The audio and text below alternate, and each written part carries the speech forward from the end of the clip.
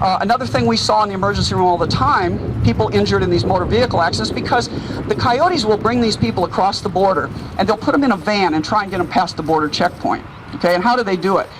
They don't sit at the wheel themselves. They put one of these poor guys at the wheel, and then they drive with their lights off on the wrong side of the freeway. If they hit a car into the ditch, kill Americans, no problem, we keep going. So when people tell me these are innocent people that are just coming across and they're trying to get work, I say, yes, maybe, but not once they come across the border. Once you come across illegally, you do bad things to stay here. This is not only illegal, but it's immoral. Now let me mention what are the medical implications here. You know, America, in our free market, when we had free market medicine, which we rapidly lost, but our medical system, you know, one of the things we've done is eradicated a bunch of these really bad diseases we used to have. You may not know this, but malaria used to be endemic in the Midwest.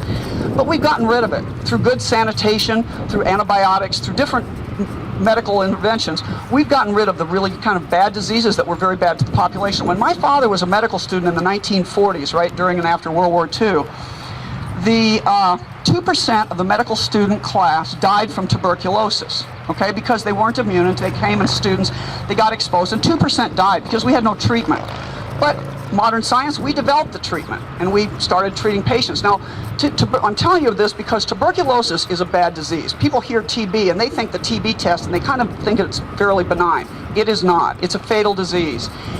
What's happening now among these people coming up, and this has been happening to some degree for years because we had it on the border when I was there, is multiple drug-resistant TB. And this is a really bad actor. What it means is that the standard treatment for TB, which might take a year or more to cure you, even with the most resistant tuberculosis bug, taking medication, you have to take it regularly for a year sometimes to get the tuberculosis gone. Okay, now we have people coming that need 3 and 4 medications, high-priced, very expensive medications. They need to be plugged into an IV for over a year. I know a physician that died after being plugged in for 2 years. He was in New York, and he got multiple drug-resistant TB. Couldn't cure it in the physician, and trust me, he got top-notch care. So this is what's coming up from South America. What we're seeing in South America is, and you've read it on the website, I'm sure, about Chagas disease and TB and measles and all this stuff, scabies.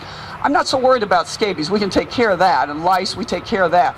But multiple drug-resistant TB is not easy. We've actually had people, and if you don't care for it, it spreads to your children. It spreads into the schools. We've heard, Bill made the point, we've heard that a lot of rumors so far of illegals being shipped to Iowa. So far, I cannot find any that have come. I mean, Clarinda wanted to have it at Clarinda Academy. If you go to Numbers USA, they say, well, yeah, they're there, but apparently not. The Clarinda Academy called the governor, said no, he said no, and you know, I give him credit for that, and they didn't come. However, we now have the mayor of Davenport, the city council of Davenport, wanting to be one of these free open cities for illegals. And I'm just pointing out to them right now on record what that cost of that is to them. Because the cost is not just in crime. Yes, you're going to be bringing these kids with gang tattoos and these, you know, what are 16 to 18-year-old males going to do that can't read and write and that have no job skills? You know, they're not going to be recruited by IBM. They're not even going to work at McDonald's. They're going to find their way into the Norteños and MS-13. So he's going to be bringing that in, and I think probably they understand that a little bit. But do they understand the implication of bringing these really bad diseases into their city? Now, when you could say, as the governor, you could say, well, we're not going to give you, there are no state funds involved. These are just private, charities through the churches, and people are taking them into their private homes. Wait a minute. The minute one of those children show up with one of these diseases, they're going to be state funded. They're going to be state funded because we can't afford not to treat them. So what happens is now they come to our hospital, they expose our personnel, they expose our families, and they're in the hospital on state funds. And let me just point out something.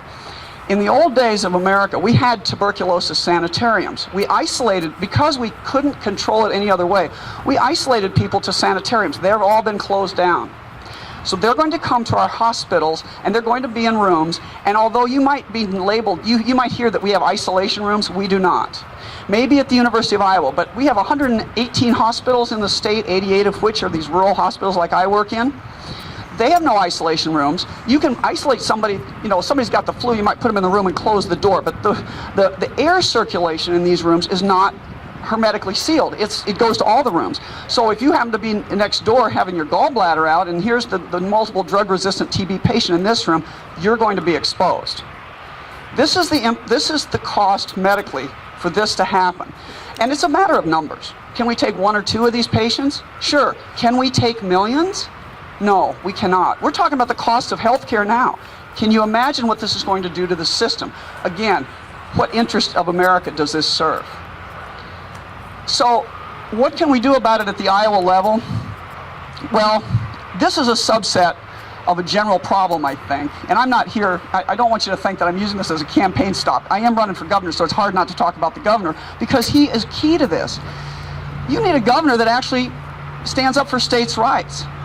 You know, I actually think, you know, the good news here, you know, I've been kind of depressed because I feel like we've lost the concepts of liberty. One of the other things that got me into this was, believe it or not, a chicken fight I had in my city council, but it's about liberty locally. If we don't understand the principles of liberty in our small towns and our counties, how can we expect the nation to maintain liberty?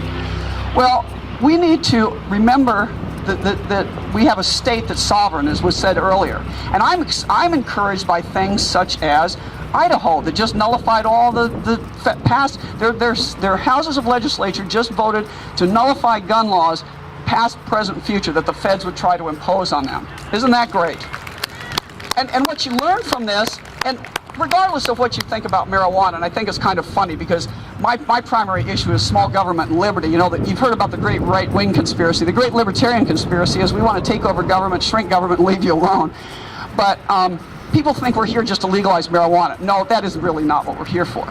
But one thing you can say, whatever you think about that, look at Colorado, look at Washington State. Are the federal government there with guns blazing to stop that? No, that should be a good point that we can exert states' rights. We do have a 10th Amendment right to take back our state, and we should do it. The governor does need to be prepared to use the National Guard, and if it means sending them to the southern border, we might need to do that. Now, here's one of the problems I can tell you from that. The Border Patrol, there's a lot of political correctness that happened on the border. I don't know if you remember, but years ago they were going to solve this problem by sending in the Marines. And they did. They sent some Marine, I don't know if they were reservists or active duty, but they were Marines. And they were trained, you know, they're trained differently. They're not trained like Border Patrol agents. Shoot, they were down on the Texas border, somebody shot at them or threw a rock at them, they shot back and oh my, shot somebody. That's called defense, guys, you know? So there is we have to do not commit troops unless you're willing to have the troops armed and prepared to defend America. I am really tired of having troops disarmed so they can be killed. That's not what we're sending them for. So I do think you need a governor that's willing to defend Iowans, whatever that takes. Second thing is, Bill mentioned Davenport. Let me say something about that. Now, I don't want to be a police state. I don't want to send troops to some Catholic church to make sure they're not harboring illegals. However, if we're going to put, I think Bill has hit upon the exact point, if we are going to prosecute businessmen who get snockered because some illegal shows them a false ID, which is very easy to produce. You know, I had a friend on the border who won some money at a casino. He was a podiatrist, and turned out when he went to give him his tax ID, there were 3 other people with that tax ID, and they were all, you know, Hispanic. Anyway, so it's hard for the small business guy to sort out who's illegal and who's not. If we're going to prosecute them for doing the wrong thing, for harboring illegals, then that should be extended to the mayor of Davenport and anybody else that does this. That's how you stop this.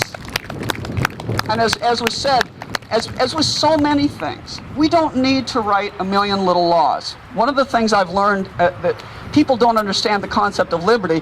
A guy on my city council thinks, I guess, or he was on the city council, he used to think that we need to write a million little ordinances so from the time you get up in the morning till the time you go to bed at night, you know exactly how to behave. I'm sorry, that's not liberty. That's tyranny. That's statism. Okay, we have a Constitution.